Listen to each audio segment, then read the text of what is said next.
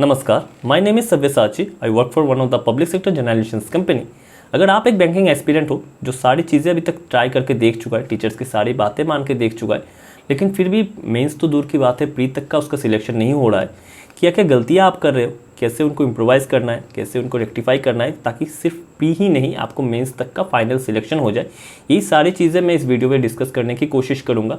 और ये सारी चीज़ें कोई थ्योरेटिकल बुक से या कहीं से छापी हुई बातें हैं नहीं, जो मैंने खुद 4 बार फाइनल सिलेक्शन लिया है, तो जो मैंने खुद सीखा है मैं वही आपको बताने की कोशिश करूँगा। लेकिन उससे पहले अगर आप इस चैनल पे नए हो, मुझे पहली बार देख रहे हो, तो hi, please subscribe the channel and like the video. अच्छा लगता है कि आप लोग सपोर्ट करते हो। तो खैर 1 by 1 पॉइंट वाइज मैं बताता जाता हूँ। अच्छा, आपने जब एग्ज़ाम का रिजल्ट आता होगा तब तो बहुत से टीचर कंग्रेचुलेट करने आते हैं, बहुत से वीडियो आती है, तो कभी ना कभी आपने ऐसा ज़रूर देखा होगा कि नीचे कमेंट आते हैं, सर मेरा फाइनल सिलेक्शन हो गया, मेरा हो गया। इसके नीचे आप देखना कि 100 से ज़्यादा कमेंट आते होंगे, भर भर के कमेंट आते हैं कि भाई क्या स्ट्रेटेजी लगाई, कैसे पढ़ाई की। ये पूछना गलत बात है नहीं, बिल्कुल गलत बात है नहीं। तो आप किस में मोर इंटरेस्टेड हो? आप उसकी स्ट्रेटेजी जानने में मोर इंटरेस्टेड हो, ना कि खुद की स्ट्रेटेजी खुद डिज़ाइन करने में। आपको वो मेहनत करनी ही नहीं है कि मेरी स्ट्रेटेजी मुझे बनानी है, मुझे तो उसके स्ट्रेटेजी से मतलब है। अब देखो, इससे दिक्कत क्या आती है? पूछना गलत बात है नहीं, आप जानना भी ज़रूरी है कि वो एक जो बंदा सिलेक्शन लिया है वो कैसे पढ़ाई किया था, वो जानना भी ज़रूरी है। लेकिन देखो, खुद की स्ट्रेटेजी का प्लस पॉइंट समझो। आप मान लो कि वो बंदा जिसने अभी सिलेक्शन में अभी कमेंट किया है कि मेरा फाइनल सिलेक्शन हो गया, मान लो कि उसका ना रीजनिंग और मैथ्स बहुत स्ट्रॉन्ग था, इंग्लिश उतना स्ट्रॉन्ग था नहीं, तो उसने जो स्ट्रेटेजी बना के पेपर दिया होगा ना, वो इन दोनों को अपने स्ट्रेंथ को मद्देनज़र रखते हुए उसने अपना स्ट्रेटेजी बनाया होगा। लेकिन उसके ऑपोजिट साइड बैठे हुए हो आप, स्क्रीन के इस साइड, आपका क्या है, इंग्लिश और मैथ्स स्ट्रॉन्ग है, रीजनिंग इतना स्ट्रॉन्ग नहीं है।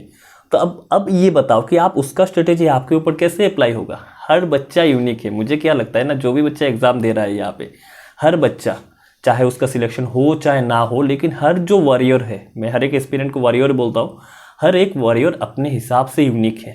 तो आपका स्ट्रेटेजी भी यूनिक होनी चाहिए ना भाई।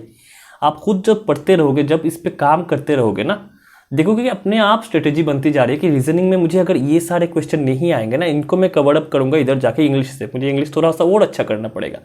तो ये स्ट्रेटेजी जो होता है, पेपर में इतने टाइम में ये अटेम्प्ट करूंगा, इतने टाइम में इतना अटेम्प्ट करूंगा, वो सारी स्ट्रेटेजी आपके पोटेंशियल के हिसाब से आप बनाओगे, ना कि उसका स्ट्रेटेजी आप डिट्टो रट्टा मारोगे। ठीक है, खैर अब दूसरे पॉइंट पे आते हैं। देखो, दूसरा पॉइंट क्या होता है ना कि आप ना प्रॉब्लम खुद से सॉल्व नहीं करते हो। बता रहा हूँ, जैसे कोई टीचर ऑनलाइन क्लास ले रहे, लाइव क्लासेस ले रहे, क्वेश्चन आया, आप ना उनका क्वेश्चन जो वो जैसे मेथड से सॉल्व कर रहे हैं ना, आप वही एक बार देख रहे हो और फिर उसी को अप्लाई करने की कोशिश कर रहे हो। इससे क्या हो रहा है कि आपके अंदर जो है ना, आपके अंदर जो पोटेंशियल है, आपके अंदर भी शायद हो सकता है कि इनसे भी अच्छे प्रोसीजर, इनसे भी अच्छे मेथड शायद आप जानते होंगे, लेकिन आप तो अपने आप पे काम नहीं कर रहे हो ना। आप क्या कर रहे हो, ये जो मेथड दिए है इन्हीं के मेथड से सॉल्व कर रहे हो। ये गलत बात नहीं है, टीचर है, अच्छे मेथड से ही सॉल्व कर रहे होंगे। लेकिन मुझे क्या लगता है ना, एक क्वेश्चन आपको मिला, आप पहले खुद से वो बनाने की कोशिश करो, खुद से वो बनाने की कोशिश करो। हो सकता है बनने में 20 मिनट 25 मिनट लग जाए, लेकिन आप खुद से बनाने की कोशिश करो। इससे क्या होगा ना, आप अगर 80% भी वो प्रॉब्लम बना पाए ना, और फिर अगर आपने टीचर का सोल्यूशन देखा, बिलीव मी, आपका जो अप्रोच और इनका अप्रोच मिला के, और जो आपका दिमाग, ऐसा दिमाग के खिड़की दरवाजे इतने अच्छे से खुलेंगे ना, आप देखोगे कि वो नेक्स्ट टाइम जब इस टाइप का कोई प्रॉब्लम आ रहा है ना, आपने इतना टाइम मेहनत कर चुके हो इस प्रॉब्लम के ऊपर ना, कि नेक्स्ट टाइम जब आपका ये इस टाइप का कोई प्रॉब्लम आएगा, आप देखोगे कि आप बहुत जल्दी कर रहे हो और आपके पीयर्स से बहुत अच्छे कर रहे हो। आपके साथ वाले जो बच्चा तैयारी किया था, आपके साथ जिसने यही वीडियो देखा था, लेकिन वो पुराना टेक्निक से किया था, वो अपना कुछ उसमें इन्वेस्ट नहीं किया था, अपना मेहनत इन्वेस्ट नहीं किया था उस टाइम के प्रॉब्लम में, उस टाइप के प्रॉब्लम में, आप देखोगे कि उससे आधे समय में आपका हो रहा है। मैं हमेशा ऐसा करता था कि मैं पहले प्रॉब्लम खुद से बनाने की कोशिश करता था। अगर मेरे से नहीं भी बने, पूरा जान मार देता। जब लगता था नहीं ये बनेगा नहीं मेरे से, तब मैं वीडियोस या उसका सोल्यूशन देखता था, टीचर का मेथड अप्लाई करता था, तब लगता था दोनों मिला के कि एक नया भी मेथड कुछ आ गया। खैर, तीसरी बात ये होता है कि आपको पता ही नहीं होती कि आपके स्ट्रेंथ और वीकनेसेस क्या है। हमेशा पेपर आपको देने चाहिए कि स्ट्रेंथ के ऊपर, आपके, ना कि आपके वीकनेसेस के ऊपर। आपको पेपर में, हर पेपर में जाने से पहले आपको पता होने चाहिए कि आपके क्या क्या स्ट्रेंथ है, क्या क्या वीकनेसेस है। अगर यही आपको पता नहीं होगी तो आप कैसे एग्जाम का सामना करेंगे बताओ। अगर आपको ये पता है एग्जाम के टाइम में कि आपका सीटिंग अरेंजमेंट थोड़ा सा हिला हुआ है, थोड़ा सा गड़बड़ है सीटिंग अरेंजमेंट में, तब आप सीटिंग अरेंजमेंट नहीं करेंगे। और जब आपको पता होगा कि सर्कुलर अरेंजमेंट जो होगा, सर्कुलर अरेंजमेंट में कुछ भी पूछ ले, 3 डायमेंशनल 4 डायमेंशनल कुछ भी पूछ ले, लेकिन वहाँ से आपके क्वेश्चन छूटने हैं नहीं, तब आप तो कितना भी टफ हो आप वो हिट करेंगे वो वाले प्रॉब्लम। तो आपको स्ट्रेंथ और आपकी वीकनेसेस दोनों पता होने चाहिए। अब ये आपको कैसे पता चलेंगे कि आपकी स्ट्रेंथ क्या है, आपकी वीकनेसेस क्या है? इसके लिए नेक्स्ट पॉइंट में आते हैं। इसके लिए नेक्स्ट पॉइंट आता है कि मॉक टेस्ट। अब बोलेंगे सर हम तो मॉक टेस्ट देते हैं, अच्छे से दे रहे हैं, रोज़ मॉक टेस्ट लगाते हैं, 1-2 लगाते हैं। गलत बात। मॉक टेस्ट आप सही से नहीं लगाते हो, ये बात मानो। अगर आपका प्री अभी तक नहीं निकल रहा है तो इसका एक कारण ये भी हो सकता है कि आप मॉक टेस्ट सही से नहीं लगा रहे हो। मॉक टेस्ट में आप क्या गड़बड़ी कर रहे हो कि मॉक टेस्ट तो आप देने बैठ रहे हो, लेकिन आधा दे रहे हो, फिर उठ रहे हो, उसको काट के पॉज कर रहे हो, ये कर रहे हो, वो करो। वैसा आपको बिल्कुल नहीं करना है। इससे आपको बिल्कुल कभी भी पता नहीं चलेगा कि आपके स्ट्रेंथ क्या है, वीकनेसेस क्या है। और जब तक आपको अपने स्ट्रेंथ और वीकनेसेस नहीं पता होगा, क्योंकि एग्जाम आपको आपके स्ट्रेंथ के ऊपर बेस करके देना है, ये नहीं कि वीकनेसेस, तो स्ट्रेंथ पता होने चाहिए, वीकनेसेस भी पता होने चाहिए। तो यहाँ पे मॉक टेस्ट जब आप एक टेस्ट पूरा दे दो, उसके बाद उसको देखो कहाँ कहाँ एक सिंगल गो में देना। अगर आप 1 घंटे का मॉक टेस्ट दे रहे हो तो सिंगल गो में देना। देने के बाद आप चेक करो कि कहाँ कहाँ आपसे छूट रहे हैं क्वेश्चन, कहाँ कहाँ गलतियाँ आप कर रहे हो। जो क्वेश्चन नहीं बने आपसे, आप उसको अपने मेथड से पहले ट्राई करो बनाने की, ना कि वो जो मॉक टेस्ट में सोल्यूशन दिया होगा उसके तरीके से। अपने तरीके से बनाने की कोशिश करो। मे भी आधा घंटा भी लग सकता है।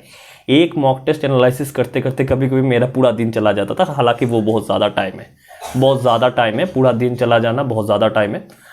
तो ये होता है। नेक्स्ट आपका आता है मल्टीपल टीचर्स।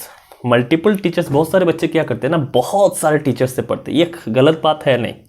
देखो, मल्टीपल टीचर्स से पढ़ना कोई गलत बात है नहीं, कोई क्राइम है नहीं। लेकिन जैसे मुझे लगता है ना, क्या प्रॉब्लम हो सकती है मल्टीपल टीचर्स से पढ़ने में, क्या दिक्कत आ सकती है? देखो, हर एक टीचर यूनिक है, हर एक टीचर अच्छे है। यहाँ पे किसी की बुराई मैं कर नहीं रहा हूँ।